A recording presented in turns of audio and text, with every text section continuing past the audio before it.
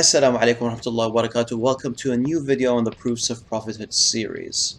One of the most fascinating things that we often overlook when reading the Quran are matters that have to do with the historical context of the reasons of revelations and the times in which verses are revealed. Al-Qadhi Abdul Jabbar highlights verses that we often tend to overlook. Both these sets of verses were revealed in Mecca. They are but soldiers who will be defeated there among the companies of disbelievers. And are you disbelievers better than those former ones? Or have you immunity in their scriptures?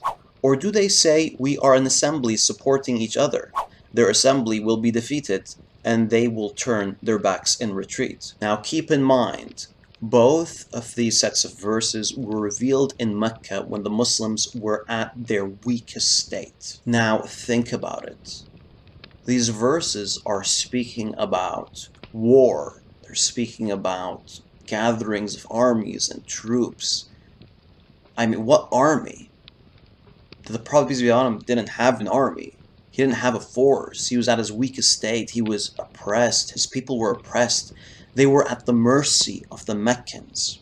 And yet, these verses were speaking about him and his men defeating the polytheists at war. Now keep in mind that reciting verses like these will only bring animosity and oppression onto yourself from the polytheists. Al-Qadhi Abdul Jabbar states that doing such a thing, reciting these verses like that, which will of course again cause animosity and oppression onto you, is not what someone of sound intellect would do unless they were certain, unless they were absolutely certain that these things would come to pass and had full faith in Allah subhanahu wa ta'ala and His message. And of course, in a very short time after those verses were revealed, the Muslims were forced to migrate from Mecca to Medina, establish themselves, actually build up an army,